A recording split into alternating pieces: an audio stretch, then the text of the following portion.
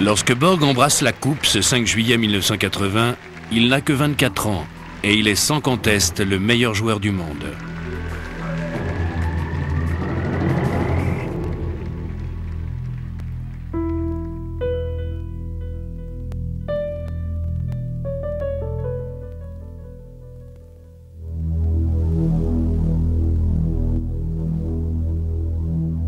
Deux ans et demi plus tard, Bangkok, le 23 janvier 1983. Lors d'un tournoi exhibition, Borg annonce qu'il met un terme à sa carrière. La nouvelle fait l'effet d'une bombe dans les milieux sportifs qui restent sans voix. J'en ai discuté avec lui, je lui ai demandé pourquoi. Mais c'est quelque chose de dur à expliquer. Et je ne suis même pas sûr que lui-même connaisse la raison. Je ne sais pas vraiment ce qui s'est passé. Personne ne sait pourquoi il a pris cette décision. On ignore pourquoi il a décidé de renoncer à quelque chose qui lui réussissait si bien. Ça a été une énorme déception pour moi. Et cette déception, je la ressens encore aujourd'hui.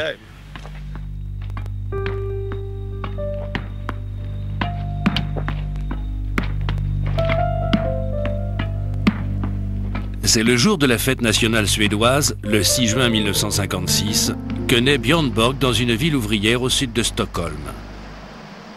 Une ville dominée par une industrie, la firme automobile Scania, par un sport, le hockey sur glace, et par un parti politique, le Parti social-démocrate.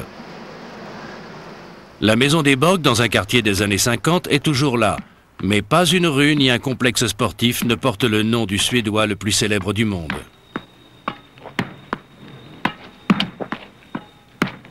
Le premier adversaire du jeune Björn sera la porte du garage familial. Le tennis, alors en pleine expansion dans son pays grâce à la télévision, se démocratise peu à peu.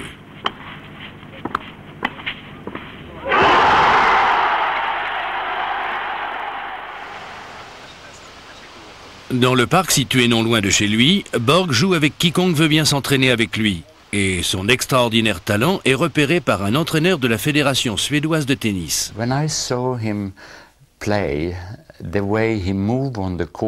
À la façon dont il jouait et bougeait sur le court, au vu du mental dont il faisait preuve, je me suis dit qu'il ferait un très très bon joueur. Son revers lifté à deux mains est déclaré inefficace par les spécialistes, mais Borg se cramponne à son style unique. Il remporte ses premiers tournois et parvient en finale de la prestigieuse Swedish Kings Cup à seulement 14 ans.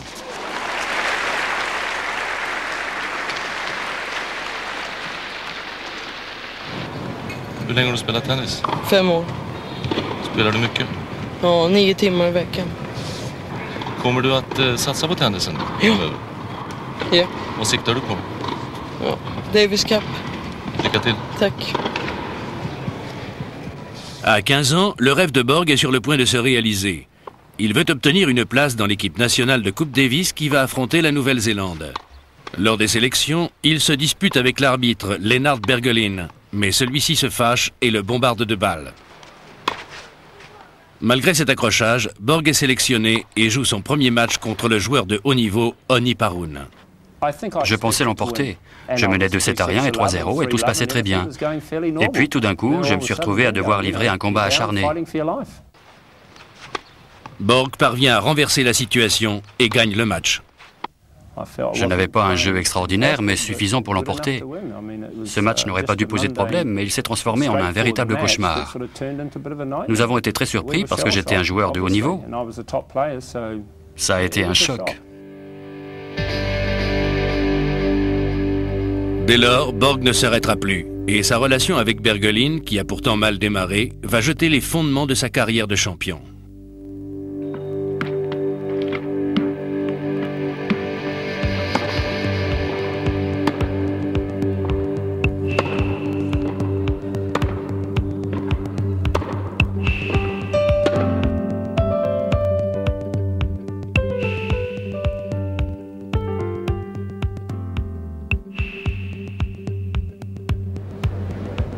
À 18 ans, Borg remporte son premier tournoi du Grand Chelem aux Internationaux de France de Roland-Garros. Sa victoire à nouveau surprend les observateurs.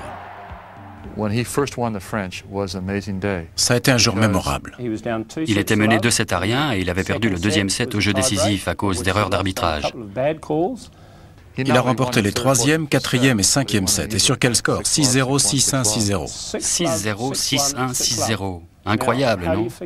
Et il n'avait que 17 ans. C'est là que j'ai compris que c'était un champion hors du commun. Sa première victoire dans un tournoi du Grand Chelem.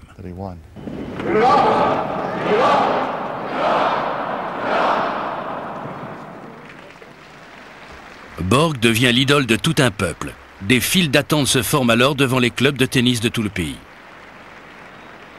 Et lorsque la famille Borg émigre à Monaco pour échapper au lourd impôt suédois sur le revenu, le champion est éreinté par la presse. Il est accusé de fuir le fisc, de trahir son pays et de ne pas payer son tribut au fardeau national. Ses relations avec la presse suédoise se détériorent irrémédiablement.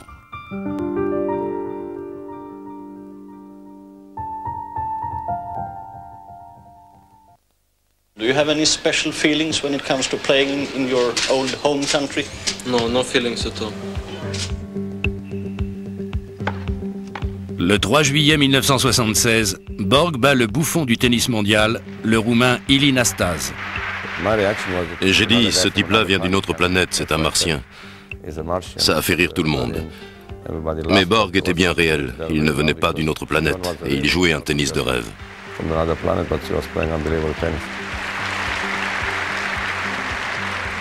Pour sa première victoire à Wimbledon, Borg ne perd pas un seul set. And that's it. The Sweden's national hero, John Borg, has won Wimbledon at the age of 20 years and 27 days. J'ai sauté par-dessus le filet et je lui ai donné l'accolade. Et quand on m'a demandé pourquoi j'avais fait ça, j'ai dit « Björn est un ami, le match était fini et il le méritait. Il n'avait que 20 ans. »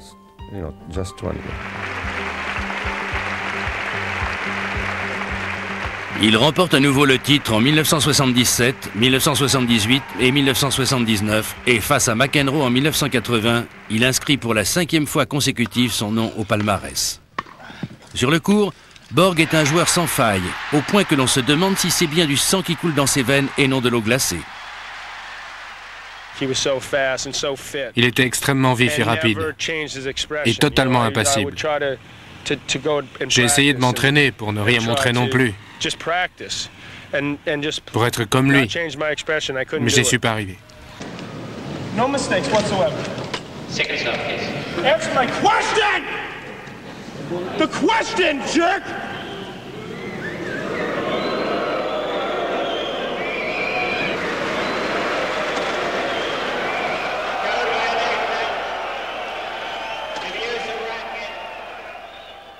I found that when people were saying, you know, John McEnroe, quand les gens disaient John McEnroe s'énerve trop, il n'est pas normal. Regardez Björn Borg. Je trouvais au contraire que c'était Borg qui n'était pas normal et moi qui l'étais. Le tennis, c'est parfois très frustrant et c'est pour ça que mon attitude me paraissait normale et pas la sienne. Quand je manque un point facile, je ne montre rien. Et les gens se disent, il ne pense même pas au fait qu'il vient de perdre un point. Mais sous des dehors impassibles, je boue littéralement à l'intérieur. Seulement je ne veux pas le montrer. Je suis tellement en colère parfois que j'ai vraiment envie de jeter ma raquette par terre. Mais je fais comme si de rien n'était.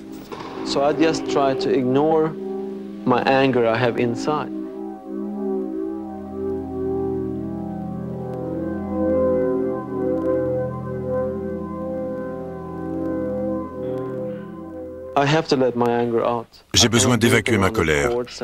Et comme je ne peux pas le faire sur les cours ni devant les gens, c'est à Mariana que je dis tout ce que j'ai en moi. C'est elle la réceptrice de tout ça. C'est comme ça que je me décharge de mes émotions. Mais c'est très dur pour elle. Quand on est fou de colère, il faut que ça sorte. On ne peut pas tout garder pour soi tout le temps. Et quand on est marié, il arrive souvent que la femme s'en prenne à son mari.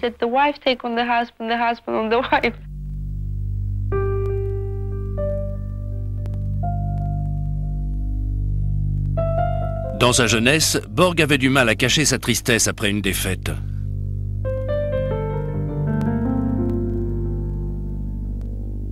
il détestait encore plus perdre qu'il n'aimait gagner.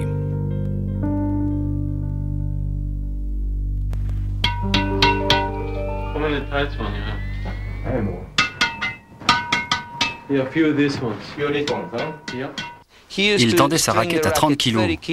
Les gens le prenaient pour un fou. Moi, je lui disais, comment peux-tu jouer avec une tension pareille? Ses raquettes étaient tellement tendues que quand il en faisait corder 10, il pouvait arriver qu'elles cassent toutes. Donc il devait en faire corder 20. On se faisait même mal à la main en jouant avec. Aujourd'hui, les joueurs utilisent la tension qu'il utilisait déjà à l'époque. Il a prouvé que c'était possible.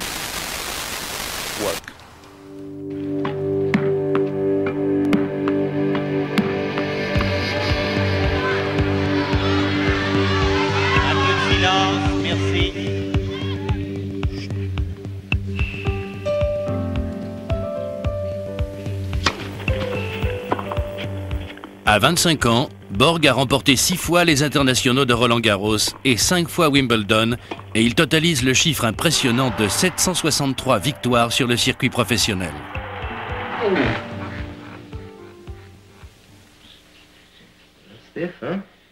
Mais à cette époque, Borg perçoit des signes de plus en plus flagrants que son corps est au bord de la rupture. Cet homme, qui joue au tennis presque quotidiennement depuis 10 ans, se consume littéralement. Le style de jeu de Borg mettait son corps à rude épreuve, de même qu'il mettait la concentration des spectateurs à rude épreuve, étant donné que ces matchs duraient toujours 4 ou 5 heures. C'est ce qui a mis Borg KO, comme ça aurait mis n'importe qui KO. Borg n'a jamais su gagner les points rapidement. 1981. La mainmise de Borg sur le tournoi de Wimbledon est battue en brèche par un joueur qui est l'antithèse du stoïque suédois. Ce sera sa dernière apparition à Wimbledon. 2 mois après cette défaite, il tente pour la 4e fois d'atteindre son ultime objectif, remporter l'US Open. Borg s'est adjugé le premier set et je crois qu'il s'est dit « c'est pour cette fois ».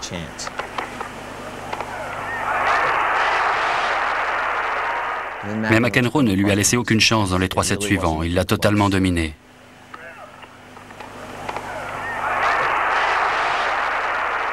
Il était anéanti. Il est très vite sorti du cours et il est passé sous les stands pour rejoindre sa femme, Mariana, qui avait fait venir la voiture. Nous étions plusieurs à le suivre pour essayer de l'interviewer, mais il s'est dirigé tout droit vers la voiture sans dire un mot à personne. Il a mis son sac dans le coffre, s'est assis à côté de Mariana et la voiture a démarré comme ça, sans qu'il ait dit un mot. Je me suis dit, ça ne peut plus durer comme ça. J'étais fatigué. Fatigué de voyager, fatigué de jouer, fatigué de m'entraîner. Je restais sur le court parce qu'il le fallait.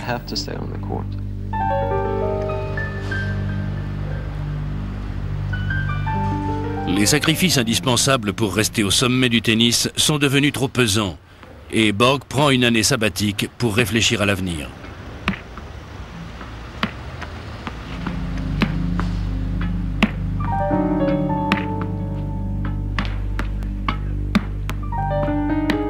Après un retour riche en émotions dans sa ville natale et une visite à la célèbre porte du garage, Borg prend une décision.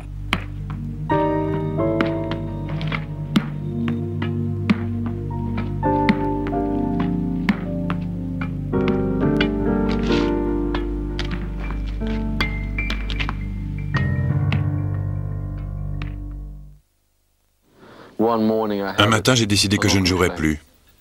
Je l'ai dit à Mariana et ça l'a beaucoup surprise. Au petit déjeuner, il m'a dit « J'arrête le tennis ». Comme ça. Ça m'a surprise et je lui ai dit « Tu en es bien sûr ?» « Oui, tout à fait sûr. » Et depuis, il n'est plus revenu sur sa décision.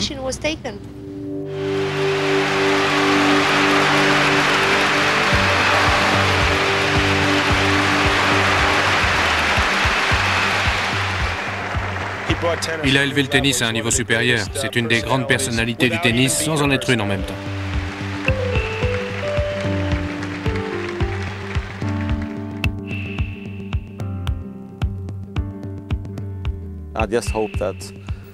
J'espère simplement que je réussirai encore mieux dans d'autres domaines. En 1983, Björn Borg joue son dernier match à l'Open de Monte-Carlo où il est battu par Henri Lecomte.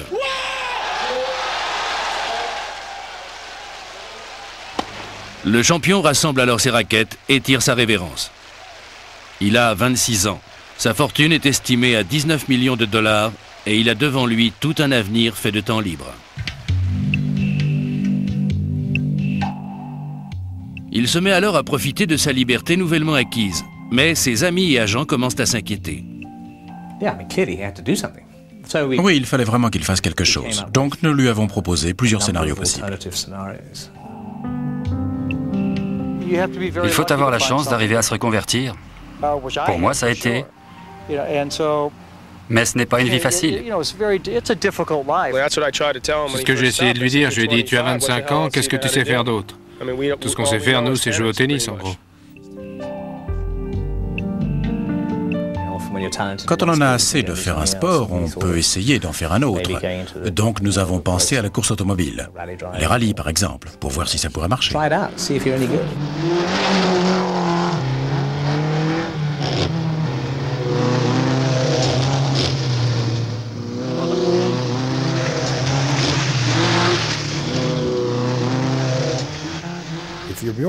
Quand on s'appelle Borg, on ne mène pas une vie normale.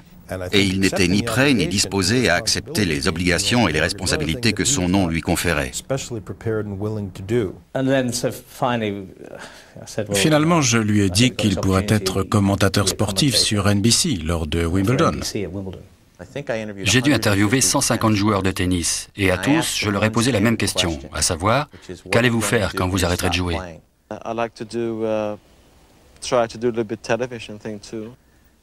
148 sur 150 m'ont répondu qu'ils voulaient faire de la télé.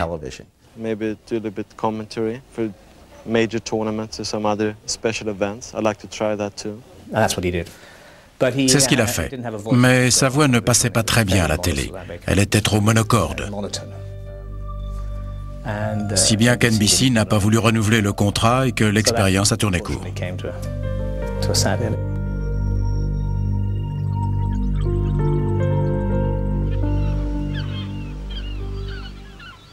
Après une nouvelle période d'inactivité, Borg prend une autre décision. Il se lance dans les affaires.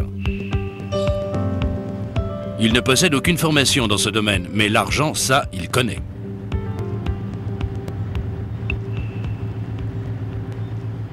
Borg a percé au moment même où le tennis devenait un sport populaire. Les sommes remportées par les joueurs ne cessaient d'augmenter. Et à l'instar de celle du tournoi WCT de Dallas, elles pouvaient être faramineuses.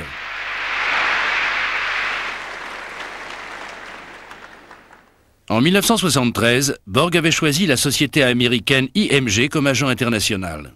I think that you only get in the world of sports real what we call in America superstars very periodically.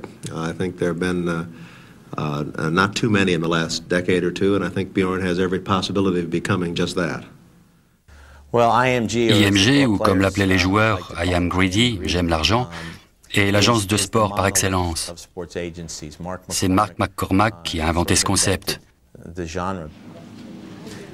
Et bien sûr, quand Borg était chez IMG, il était leur client numéro 1, vu qu'il était le meilleur joueur du monde. Il faisait partie des 3 sportifs qui gagnaient le plus d'argent à l'époque. C'était phénoménal.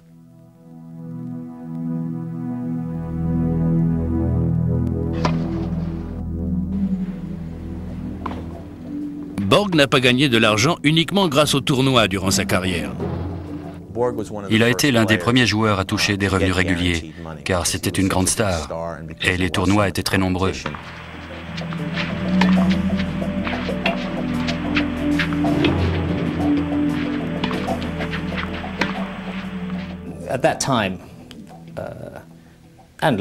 À l'époque, comme aujourd'hui d'ailleurs, les cachets n'étaient pas autorisés.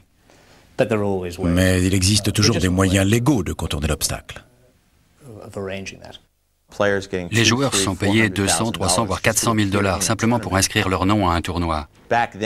À l'époque, ce n'était pas autorisé, mais les joueurs venaient toucher l'énorme somme qui leur revenait, et s'ils n'avaient pas envie de jouer cette semaine-là, ils s'arrangeaient pour perdre au premier ou au deuxième tour, et ils rentraient chez eux. Borg a été accusé à plusieurs reprises de se livrer à ce genre de pratique. Je me souviens d'un match à Philadelphie sur court couvert au mois de février où il s'est clairement arrangé pour perdre. À Palm Springs aussi, je l'ai vu faire ça. Mais lorsque Borg participe au grand tournoi, sa motivation est intacte. Lorsque Borg et McEnroe se sont livrés leur formidable duel, ils étaient déjà riches tous les deux. Gagner ou perdre ne changeait rien pour eux sur le plan financier. Ils jouaient pour la gloire, pour être le meilleur.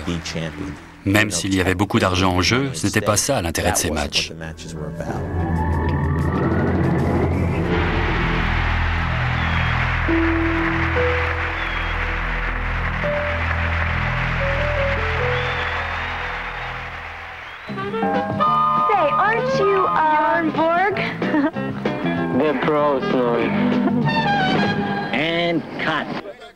Plus le succès de Borg augmente, plus il gagne d'argent grâce aux contrats publicitaires.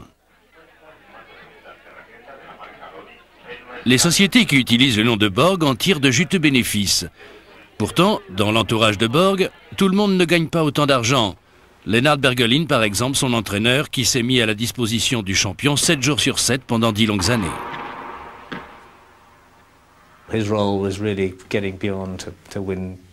Il a œuvré pour que Borg remporte les titres du Grand Chelem et il a réussi. Et si on compare le rôle qu'il a joué avec ses émoluments, il était très mal payé. C'est scandaleux, je trouve.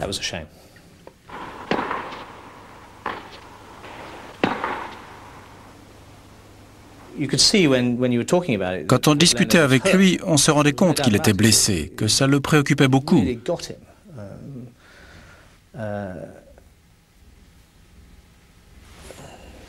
Mais c'est ça les affaires.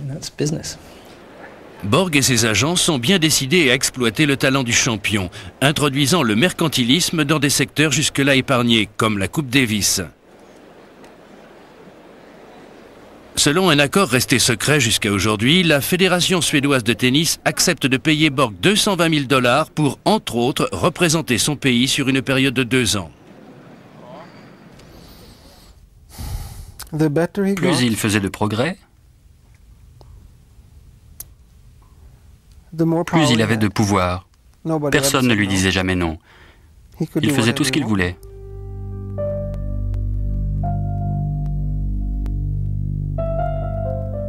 Lorsque Borg range sa raquette de tennis au placard, il sait sans nul doute ce que sont l'argent et les affaires. Mais il n'a pour autant connu que l'existence protégée de champion de tennis, une existence qui n'a pas grand-chose à voir avec la dure réalité qu'il va bientôt connaître. Sa conception de la normalité était tellement biaisée par son anormalité à lui et par la vie anormale qu'il avait menée que toute vie normale lui était impossible.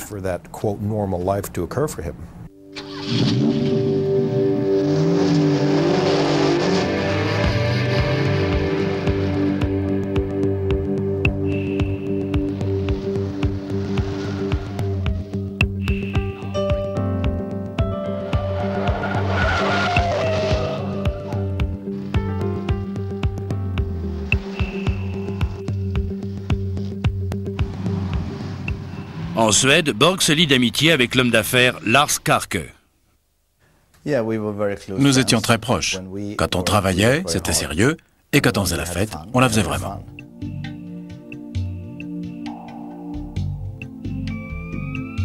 Borg et Skarke fondent le Björn Borg Design Group, BBDG, une société qui diffuse des produits estampillés Borg, qu'il s'agisse de shorts de tennis ou d'après-rasage, entre autres.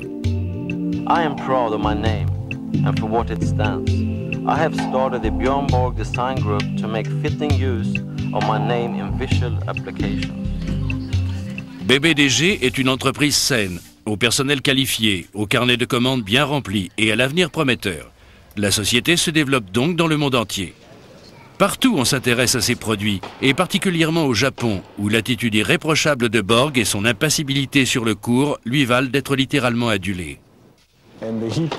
Il était calme sur le court et il faisait preuve d'une grande sportivité. C'est pour ça qu'il était très populaire. Ses cheveux longs,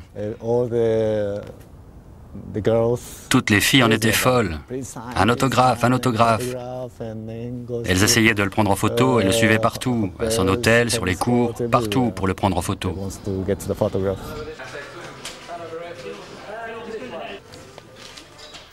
Lorsque les hommes d'affaires japonais apprennent que BBDG veut s'attaquer au marché international, les fournisseurs accourent. Sur le marché mondial du tennis, il y avait déjà Lacoste, c'est-à-dire des vêtements. Et nous pensions que le fait d'utiliser le nom de Borg changerait beaucoup de choses sur le plan marketing. BBDG décide de s'implanter aussi aux États-Unis. Saul Schoenberg est responsable de l'opération. C'était une occasion en or. J'avais la possibilité de fonder une société qui disposait d'un capital important. Et de plus, j'avais beaucoup de respect pour Borg. BBDG se développe à la vitesse de l'éclair. Début 1989, la société de comptables britannique Price Waterhouse évalue BBDG à 40 millions de dollars. Mais il y a un problème de financement. Il n'y a pas assez de capitaux face à une expansion aussi rapide. Ce n'est pas irrémédiable en temps normal. Mais lorsque Borg est hospitalisé d'urgence à Milan, la situation bascule. Et vite.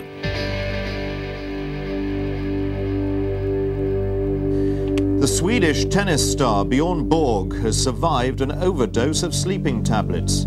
He was taken to a hospital in Milan. Tentative de suicide, crachent les téléscripteurs du monde entier. Ça a été fatal à la société. Toutes les banques, tous nos créanciers nous ont appelés en disant « Stop, on arrête tout, on ne signe plus aucun contrat ». Et il a fallu tout recommencer à zéro.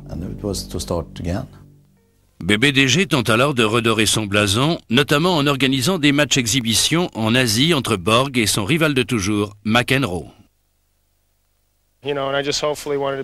J'étais prêt à l'aider dans la mesure de mes possibilités, mais je ne pouvais pas faire grand-chose. J'ai essayé de le soutenir moralement en espérant qu'il allait vite reprendre le dessus. Au Japon, Borg livre sa version des faits.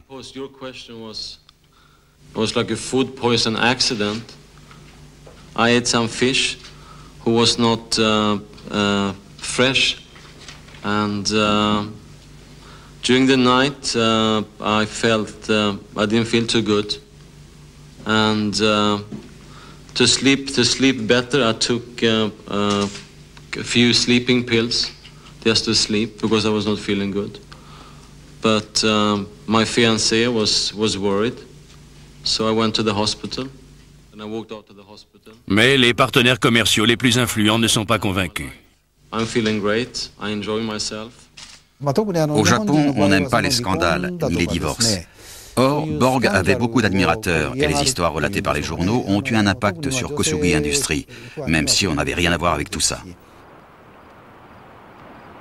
Borg doit aussi redorer son image aux États-Unis et il inaugure les fastueux bureaux de BBDG sur la 5e avenue.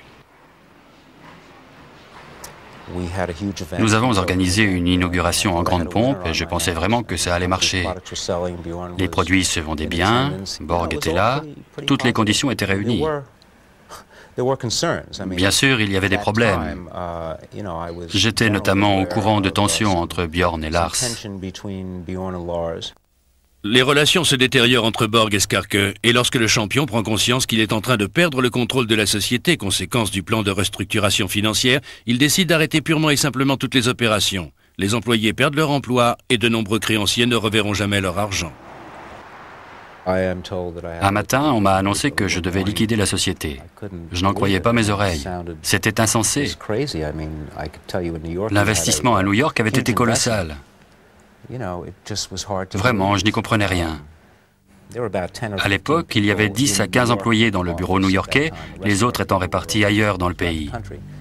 Je n'ai pas eu le choix, j'ai dû les licencier. Ça a été terrible.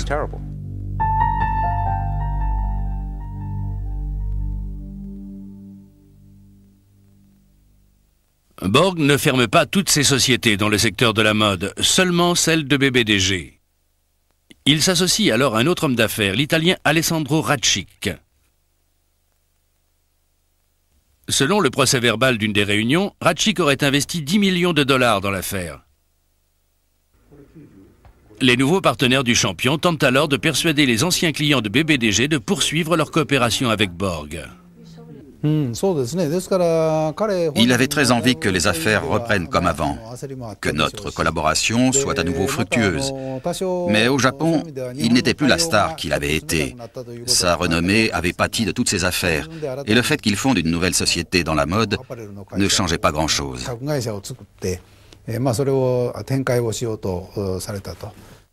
Borg essaie même de convaincre le patron de BBDG US de continuer avec lui. Il m'a appelé mi-décembre pour me dire qu'il venait à New York et qu'il aimerait me rencontrer et me présenter Alessandro Racik, son nouveau partenaire financier. Il m'a expliqué qu'il voulait fonder une nouvelle société. Pour la deuxième fois, Saul Schoenberg se laisse séduire par les promesses de Borg. Et une fois encore, argent et prestige sont au rendez-vous. On s'est serré la main, il m'a regardé droit dans les yeux et m'a dit « Marché conclu, on va rembourser tous nos créanciers et poursuivre nos activités. » Mais de remboursement, il n'en sera jamais question. Et pour la deuxième fois, Schoenberg perdra la face dans l'univers impitoyable des affaires new-yorkaises pour s'être porté garant du Suédois. Cette fois-là, j'ai perdu toute confiance en lui. Je me suis dit que c'était quelqu'un de malhonnête, totalement dépourvu d'intégrité, arrogant et complètement irresponsable. Et encore, je ne dis pas tout. Il aurait pu gagner beaucoup d'argent ici aux États-Unis s'il avait fait preuve de droiture et s'il s'était comporté convenablement avec moi et avec d'autres. Lui aussi est le grand perdant de cette histoire. Les investissements réalisés avec les nouveaux partenaires sont à cuisant échec et Borg est humilié. Sa maison est vendue aux enchères, il est traqué par ses créanciers et plusieurs procès le mettent directement en cause. Borg affirme que s'il ne rembourse pas ses dettes, contrairement à ce qu'il avait promis, c'est que celles-ci sont tout simplement trop élevées et qu'il n'a pas assez d'argent. Je ne pourrai jamais rembourser toutes mes dettes. J'en ai déjà remboursé quelques-unes il y a plusieurs années, autant que j'ai pu. Et c'était des dettes que je n'avais même pas à rembourser, en fait. Certes, on n'a aucune peine à croire que tout l'argent tiré des années BBDG est disparu. Mais à l'époque, Borg possède un tel capital à l'étranger qu'il suffirait largement à rembourser les créanciers suédois. Cependant, ces capitaux ne sont pas détenus sous le nom de Björn Borg, mais sous la forme de fonds fiduciaires situés dans des paradis fiscaux dans les îles anglo-normandes. Ces fonds, qui ont pour nom Ersilia ou Lawn Tennis Trust, sont contrôlés par le père de Borg, Rune Borg.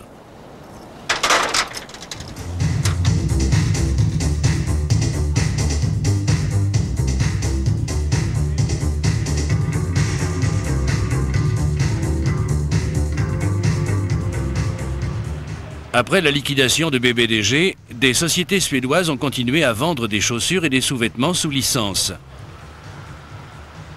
Borg fait de plus en plus ouvertement la publicité des produits qui portent son nom. À Londres, il fait même sensation en apparaissant au milieu des sous-vêtements et des chaussures estampillées Björn Borg.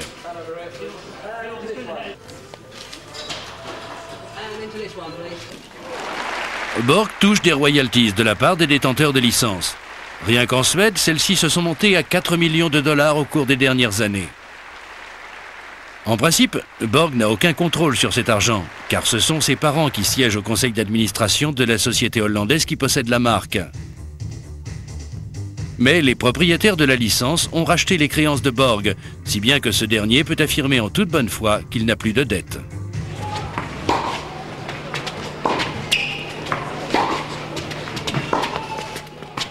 Aujourd'hui, Borg joue au tennis dans la catégorie vétéran, ce qui lui assure un revenu d'1 million de dollars, sous l'œil de ses parents qui sont les détenteurs légaux de sa fortune. Dans la vie, il y a des événements heureux et malheureux, et on apprend beaucoup de ces derniers.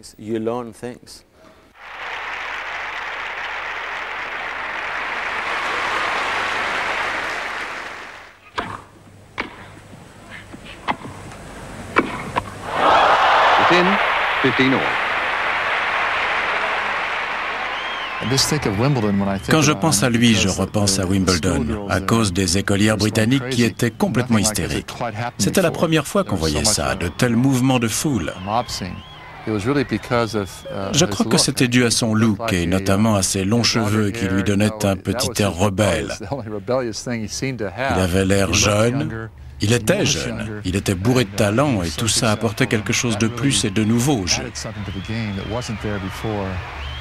À 17 ans, Borg est littéralement assailli par des adolescentes après un match à Wimbledon. Il faudra plusieurs minutes pour venir en aide au jeune champion, très secoué par l'incident.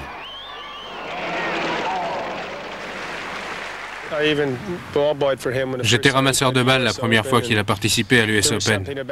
Il était entouré d'une sorte d'aura partout où il allait, dès l'âge de 16, 17, 18 ans. Borg ne fait pas tourner la tête qu'aux adolescentes. Ses longs cheveux blonds, son corps d'athlète et son regard d'acier plaisent également aux femmes plus mûres. Un jour à Hawaï, alors qu'il n'a que 19 ans, Borg est accosté par un inconnu qui passe sa lune de miel sur l'île. « Le plus beau cadeau que je puisse faire à ma femme, c'est que vous acceptiez de coucher avec elle. » Borg a baissé les yeux, il a secoué la tête et il s'est éloigné. Le jeune homme l'a alors suivi jusqu'à l'ascenseur et il a tenté un dernier « S'il vous plaît, faites ça pour moi, Björn ». Borg lui a alors répondu en anglais, avec cet accent suédois si particulier, jamais avec les femmes mariées. C'était ça la vie de Borg.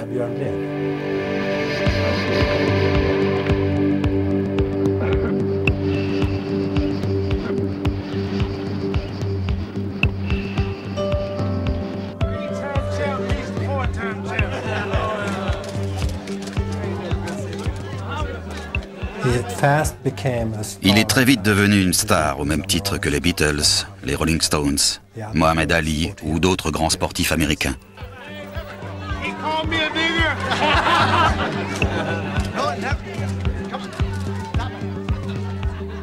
La renommée de Borg est également exploitée dans la sphère politique. À l'époque, d'ailleurs, il pose en uniforme de l'armée israélienne, une arme automatique à l'épaule. La photo fait le tour du monde et Borg reçoit des menaces de mort.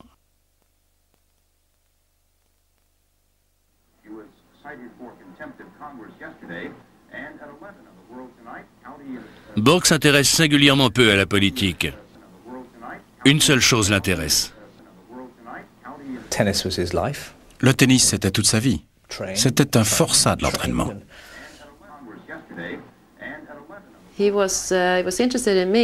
s'intéressait à moi et au tennis. Et c'était tout. Et c'est ça qui a entraîné la fin de notre relation. Parce que moi, je m'intéresse à beaucoup de choses. La politique, la lecture, l'écriture, la peinture aussi. Et nous n'avons pas réussi à tout combiner. Elena Holliot décide de mettre un terme à sa relation avec Borg. Peu après, le champion rencontre celle qui sera sa femme, la Roumaine Mariana Simoniescu.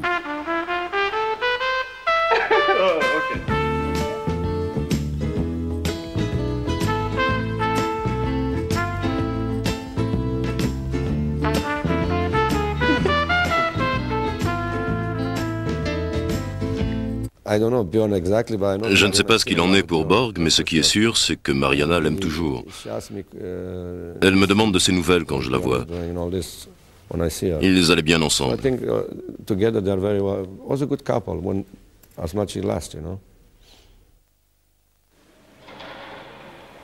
Lorsque Borg abandonne le tennis, il n'a que 26 ans et il est bien décidé à jouir de la vie mondaine dont il a été privé, carrière professionnelle oblige. Il n'a pas profité de la vie quand il était enfant. C'est pour ça qu'une fois sa carrière terminée, il a voulu à tout prix se rattraper. Björn Borg sort souvent en discothèque sans Mariana à ses côtés.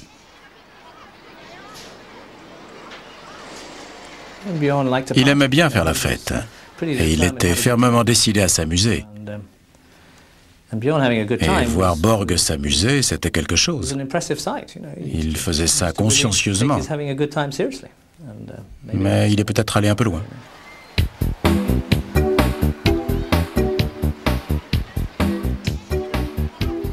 Borg fait son apprentissage de la vie nocturne et entre dans cet univers enivrant grâce à Vitas Gerulaitis, un joueur américain qu'il a rencontré lors d'une demi-finale mémorable à Wimbledon en 1977 et avec qui par la suite il s'est lié d'amitié. La plupart des gens ne connaissent pas le vrai Björn Borg. Ils ne voient que le joueur de tennis et ne s'imaginent pas qu'il aime s'amuser comme tout le monde.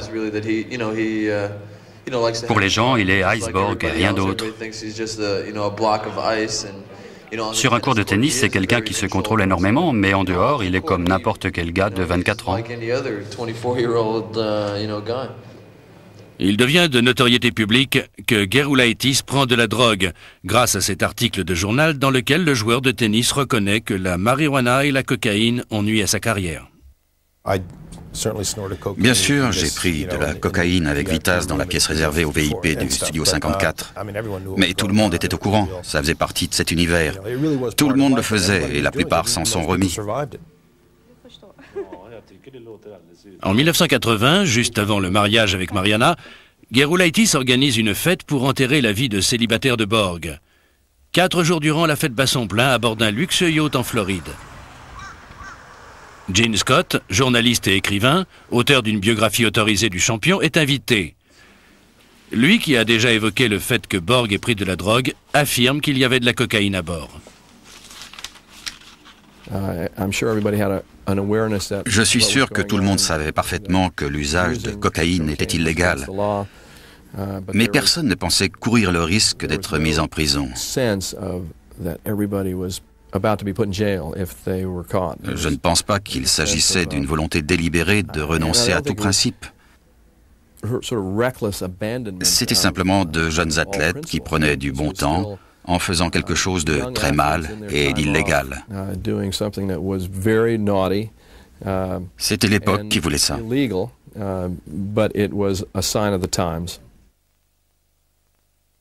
Par la suite, Borg rencontre Jannike Björling, 17 ans, lors d'un concours de beauté où il fait partie du jury dans une boîte de nuit de Stockholm. Ils ont une liaison passionnée et Jannike donne un fils à Borg, Robin. Mais leur relation se détériore au bout de 2 ans et demi et le feuilleton de leur bagarre pour obtenir la garde de leur fils est relaté par les tribunaux et les médias suédois. Dans un article de journal, Jannike accuse Borg de prendre de la cocaïne et affirme « Je n'avais que 17 ans la première fois qu'il m'a proposé d'essayer ». Det var första gången jag presenterade för det här kokain. Sen efter det hände varje gång. Men jag blev så här rädd efter andra, tredje gången. Sen så varje gång vi reste utomlands så skulle han hålla på med det där. Jag tyckte det var helt jobbigt. Borg décide de poursuivre le magazine en justice, affirmant au tribunal qu'il n'a jamais pris de drogue, pour reconnaître un peu plus tard à la télévision qu'il a bel et bien essayé la cocaïne. Jag har prövat kokain. Men det är så här att jag är ingen kokainist, jag är ingen knarkare, jag är ingen langare. Men jag har prövat knark.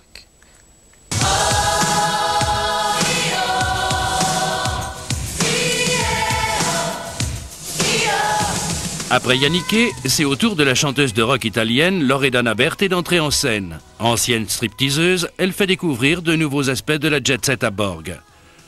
En 1985, l'Office suédois du tourisme fait de Borg l'ambassadeur touristique du pays, une fonction qui le rapproche du Premier ministre Ingvar Carlsson.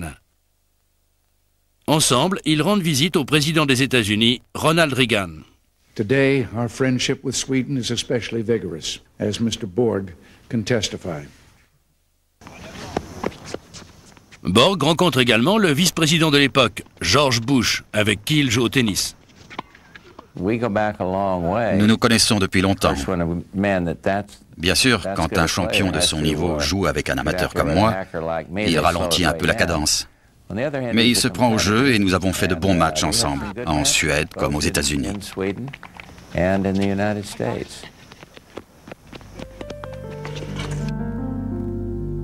2 ans plus tard, et 3 mois après sa tentative de suicide à Milan, Borg joue à nouveau au tennis avec George Bush, devenu entre-temps président. Celui-ci est conscient qu'il prend un risque politique en accueillant aussi ouvertement quelqu'un qui a fait la une de la presse à scandale dans le monde entier. Mais Bush n'envisage à aucun moment d'annuler la rencontre. À aucun moment. Je ne laisse jamais tomber un ami, quels que soient ses problèmes. Je ne fonctionne pas comme ça, car l'amitié, c'est important. Il a traversé une période difficile. Je ne sais pas exactement de quoi il s'est agi, et Barbara et moi sommes toujours là quand un ami a des problèmes. En 1991, celui qui avait paru mettre sans regret un terme à sa carrière éprouve une irrésistible envie de renouer avec la compétition. À l'aide de sa célèbre raquette en bois et des conseils d'un entraîneur de 73 ans, le professeur Honzai, l'ancien champion tente de retrouver son jeu d'antan. J'ai assisté à un entraînement de Borg et j'ai vu Honzai qui les regardait à travers des jumelles, même s'il n'était qu'à quelques mètres de lui. Mais il avait retourné les jumelles, de sorte qu'il voyait Borg en tout petit. C'était complètement surréaliste. Pour Honzai, le retour de Borg au plus haut niveau n'était pas impossible.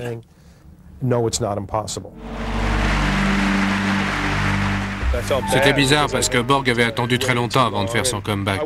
Et je ne comprenais pas bien ce qui se passait.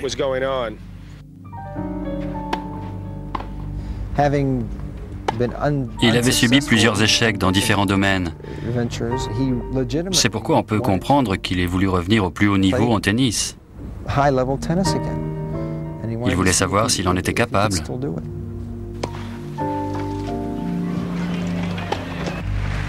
Honzai s'est endormi pendant le match et tout d'un coup, vers la fin, il s'est réveillé et a crié « Vas-y Bjorn, bats-le !» Mais Borg a fait une double faute et on était à 2 points de la fin du match.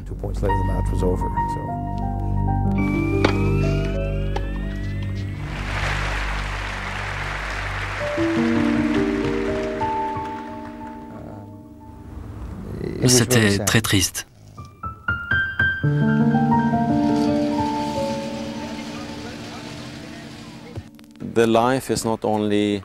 La vie n'est pas toujours heureuse. Il y a des événements heureux et malheureux, et on apprend beaucoup de ces derniers.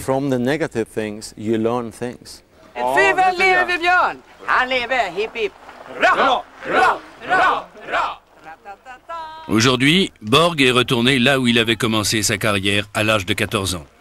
Après plusieurs mariages avortés, il vit avec sa famille non loin de Stockholm. Il a une petite amie américaine, Carrie, et il joue de temps en temps au tennis. Si dans la vie on n'avait pas de problème, si tout allait pour le mieux, on s'ennuierait à mourir.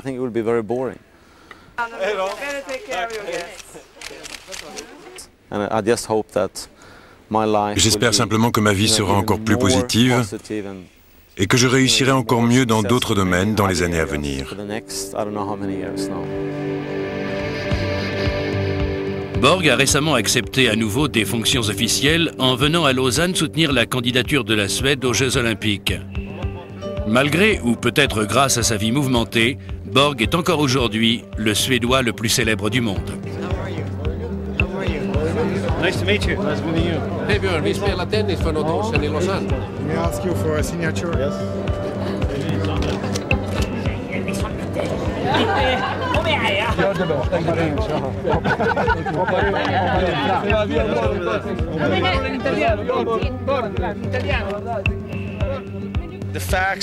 Les faits parlent d'eux-mêmes. C'est ce qu'il a fait pour le tennis qui doit rester dans les mémoires.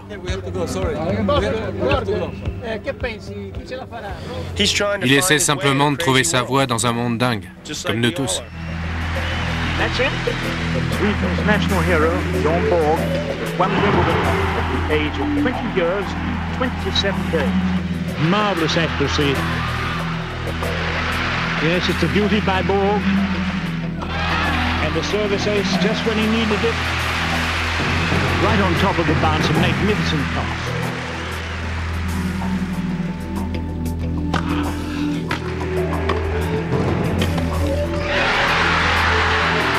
And the almost instinctive prayer on the centre court as Borg wins his 5th championship title.